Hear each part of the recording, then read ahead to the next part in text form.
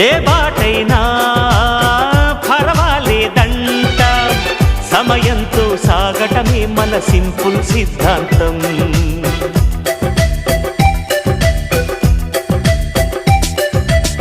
చిరుగాలికి పరిమళమిచ్చే సిరిమల్లెల వనమై ఉందాం, గగనాన్ని నేలను కలిపే హరివిల్లుల వంతెన అవుదాం.